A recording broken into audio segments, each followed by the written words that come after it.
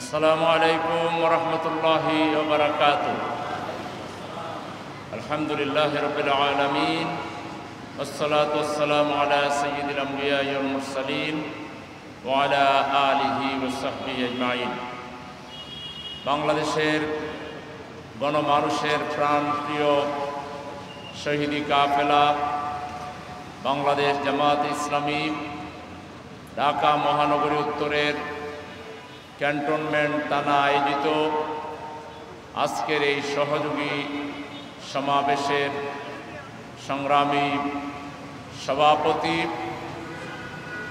মঞ্চ উপবিষ্ট বাংলাদেশ জামাত ইসলামী ঢাকা মহানগরী উত্তরের সংগ্রামী নেতৃবৃন্দ, আমার সামনে উপবিষ্ট পরম শ্রদ্ধা সুধীমণ্ডলী, সাংবাদিক বন্ধুগণ, এই মাইকের আওয়াজ যে পর্যন্ত যাচ্ছে আমাদের ব্যবসায়ী ভাইয়েরা যারা এটা শুনছেন, সম্মানিত ব্যবসায়ীবৃন্দ, এবং আজকের এই আয়োজনের মূল মধ্যমণি, মূল আকর্ষণ আমাদের এই কাফেলাকে ভালোবেসে এই কাফেলার মাধ্যমে বাংলাদেশে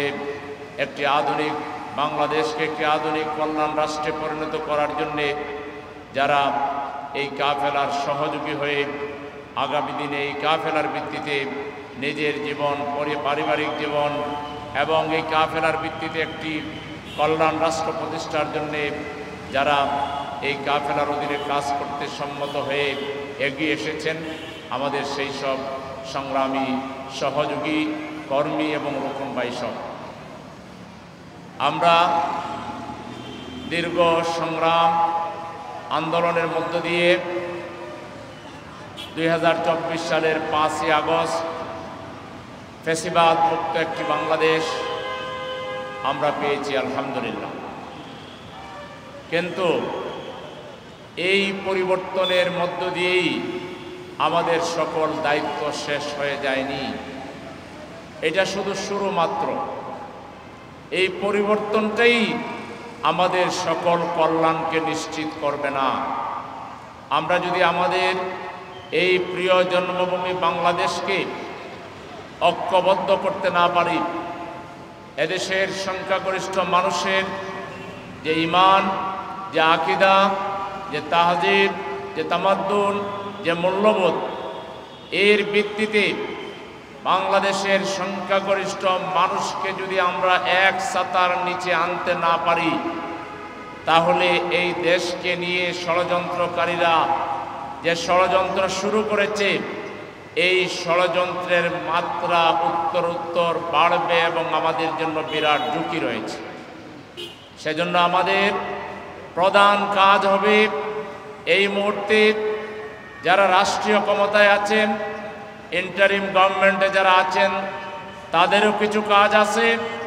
আমরা যারা জামাত ইসলামী করি আমাদেরও কিছু দায়িত্ব আছে। রাষ্ট্রের দায়িত্ব হলো জনগণকে ঐক্যবদ্ধ রাখার দুটি মাত্র পথ আছে, দুইটি মিলাইয়া এক জায়গায় আমাদেরকে আনতে হবে। একটি হলো বিগত আন্দোলনে যারা জীবন দিয়েছে, আহত হয়েছে, নানাভাবে কোরবানি পেশ করেছে, সেই পরিবারগুলোকে আমাদেরকে মূল্যায়ন করতে হবে, সম্মানিত করতে হবে। আমরা এখনো জানি না যে আমাদের বিগত আন্দোলনে মোট কত হাজার মানুষ জীবন দিয়েছে। এই ব্যাপারে পূর্ণাঙ্গ কোনো তালিকা আমরা আমাদের সরকারের কাছ থেকে এখনো পাই নাই। এটা খুব দুর্ভাগ্যজনক। আমরা জামাতে ইসলামের পক্ষ থেকে ইতিমধ্যে সেই শহীদদের 5 খণ্ডে তাদের জীবনী আমরা অলরেডি লিখে ফেলেছি। 5 খণ্ডে শহীদদের জীবনী লেখা সম্পন্ন হয়েছে এখন থেকে 2 মাস আগে। আর সরকারে যারা আছেন আমরা তাদেরকে অনেক যোগ্য মনে করি, তাদের প্রতি আমাদের জনগণের অনেক আশা। কিন্তু কোন অজানা কারণে আমাদের এই সরকার আমাদের এই শহীদদের নামের তালিকা এখনো প্রকাশ করেননি, এটা আমরা সত্যি স্তম্ভিত, আমরা বিস্মিত। আজকের এই সমাবেশ থেকে আবারও সরকারের কাছে দাবি জানাচ্ছি, সকল শহীদের নামের তালিকা প্রকাশ করতে হবে। এবং এই শহীদদেরকে জাতীয় বীর হিসাবে তাদেরকে খেতাব দিতে হবে, তাদেরকে মর্যাদা দিতে হবে। তাদের মা বাবা আত্মীয় স্বজন যারা বেঁচে আছেন তাদের পরিবারের খোঁজ খবর নিয়ে, যারা দরিদ্র সীমার নিচে আছেন, যাদের অভাব আছে কিংবা অভাব না থাকলেও শহীদ পরিবারগুলোকে এমন পরিমাণ অ্যাওয়ার্ড দিতে হবে, এমন পরিমাণ তাদের জন্য নানা ধরনের ব্যবস্থা নিতে হবে যাতে করে আমাদের শহীদ পরিবার তাদের কোনো কষ্ট না হয়। এই ব্যাপারটা সরকারকে মূলত দায়িত্ব পালন করতে হবে। 2 নম্বর হলো যারা আহত হয়েছিলেন তাদেরও নামের তালিকা প্রকাশ করতে হবে, তাদের চিকিৎসার ব্যবস্থা করতে হবে। আমি জানি আমাদের এখনো বউ ভাইয়ের চোখ, এক চোখ নাই, কারো 2 চোখ নাই, কারো হাত নাই, কারো পা নাই, কারো হাতও নাই, পাও নাই, চোখও নাই। এই ধরনের যারা আমাদের ভাই বোনদের মধ্যে এখনো অসুস্থ হাসপাতালে আছেন কিংবা বিনা চিকিৎসায় যার যার বাড়িতে আছেন, যারা আহত হয়েছে খুব সহসাই সবাই ভালো হবে না, লং টাইম চিকিৎসা লাগবে। তো যত সময় যাবে ঘটনাটা পুরাতন হয়ে যাবে, যারা বিভিন্ন হাসপাতালে থাকবে তারা এদেরকে মূল্যায়ন করবে না। এজন্য সরকারকে একটা আলাদা হাসপাতাল প্রতিষ্ঠা করতে হবে যেখানে সব বিভাগের চিকিৎসা থাকবে।